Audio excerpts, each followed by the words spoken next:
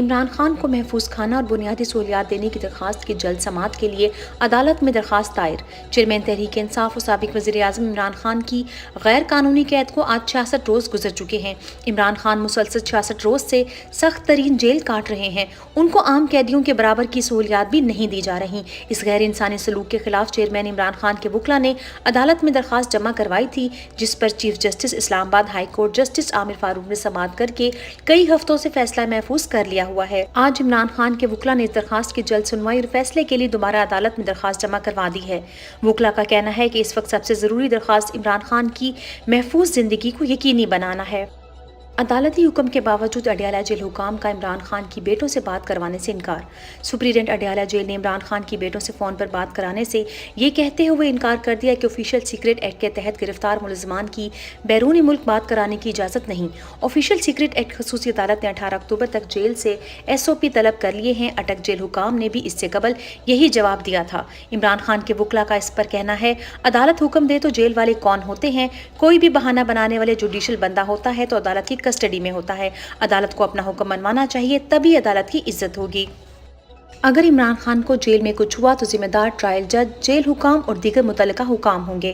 Chairman Imran Khan کے وکیل نعیم حیدر پنجوتھا نے عمران خان کی جیل میں صحت کے متعلق بتایا، جیل کے اندر جن حالات میں خان صاحب کو رکھا گیا ہے، ان حالات کی وجہ سے جسمانی فرق ضرور پڑتا ہے، لیکن وہ ٹھیک ہیں، دلیری سے اور ڈٹ کے جھوٹے مقدموں میں جیل کاٹ رہے ہیں۔ انہیں بلڈ پریشر سمیت کوئی بھی بیماری نہیں ہے۔ ان کو جن حالات میں جان بوجھ کر رکھا جا رہا ہے، اس سے ان کی جان کو شدید خطرہ ہے۔ محفوظ کھانے کے حوالے سے ہماری درخواست کو لٹکایا ہوا ہے۔ اگر خان صاحب بیمار ہوئے یا ان کو کچھ ہوا تو اس کے ذمہ دار ٹرائل جج سمیت جیل انتظامیہ اور دیگر جو متعلقہ حکام ملوث ہیں، سب ہوں گے۔ افسوس، ہمارے اداروں نے ہماری روایات کو پامال کیا ہے۔ ڈیلی ٹاک شو میں گفتگو کرتے ہوئے سابقہ MNA جنید اکبر نے کہا، میں آج عمران خان کو چھوڑ دوں، میرے ساتھ 10 لوگ بھی نہیں آئیں گے۔ ووٹ بینک صرف عمران خان کا ہے۔ ہم تو اسٹیبلشمنٹ سے تھوڑا بہت خوفزدہ ہو جاتے ہیں اور عزت بھی کرتے ہیں، لیکن اگلی نسل مکمل بے خوف ہے۔ افسوس، ہمارے اداروں نے ہماری روایات کو پامال کیا ہے۔ عمران خان کا ساتھ نبھانے والے شیخ رشید تاحال اغوا۔ لاہور ہائی کورٹ کی راولپنڈی بینچ کے سامنے آج شیخ رشید اغوا کیس کی سماعت ہوئی۔ عدالت کو بتایا گیا کہ شیخ رشید تاحال نہیں ملے، 3 ہفتے کا مزید وقت دیا جائے۔ عدالت نے 3 ہفتے کے بجائے 18 اکتوبر تک کا وقت دے دیا۔ شیخ رشید کا واحد قصور عمران خان کے ساتھ وفا نبھانا ہے۔ عثمان ڈار کے بعد صداقت علی عباسی کا انٹرویو بھی سوشل میڈیا پر آدھے گھنٹے کے اندر ایکسپوز ہو گیا۔ صداقت علی عباسی کا انٹرویو ان کی رہائی سے قبل ریکارڈ کیا گیا اور گزشتہ رات آن ایئر کیا گیا۔ انٹرویو کو تازہ بنانے کے لیے اینکر کو ابتدائیہ نئے سرے سے ریکارڈ کرنا پڑا، مگر اینکر اپنی ٹائی تبدیل کرنا بھول گیا، جس سے پتہ چلتا ہے کہ انٹرویو رہائی سے قبل زبردستی ریکارڈ ہوا۔ صداقت علی عباسی کے الزامات کے بعد سوشل میڈیا پر ان کی 9 مئی کی ویڈیو بھی وائرل ہو گئی، جس میں وہ لوگوں کو بتا رہے ہیں کہ عمران خان کا حکم ہے پرامن رہنا ہے۔ مسلسل ناکام جلسوں کے بعد نون لیگ نے لاہور میں سارے جلسے منسوخ کر دیے۔ مسلم لیگ نون نے اپنے بغور اشتہاری لیڈر کی واپسی پر استقبال کے لیے جلسے جلوس شروع کیے۔ تحریک انصاف پر اجتماعات کی پابندی لگوائی، عوام کو کھانے موٹر سائیکلوں کے لالچ دیے، مگر عوام نے ہر چال کو مسترد کر دیا۔ نون لیگ کے سارے جلسے مکمل ناکام رہے، جس کے بعد آج نون لیگ نے اگلے تمام جلسے منسوخ کرنے کا اعلان کر دیا۔ تحریک انصاف کے ہزاروں کارکنان اور لیڈران عدالتی بے رحمی کے شکار۔ عمران خان کا ساتھ دینے والے اور 9 مئی کے بعد ڈٹ کر ریاستی فساد کا مقابلہ کرنے والے ہزاروں کارکنان 150 روز سے زائد سے غیر قانونی طور پر گرفتار ہیں۔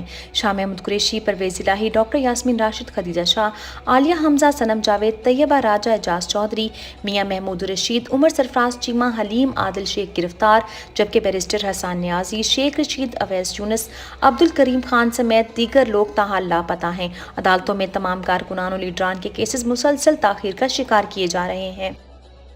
نون لیگ کے بجلی کے مہنگے منصوبوں کی قیمت قوم کئی سال تک ادا کرتی رہے گی۔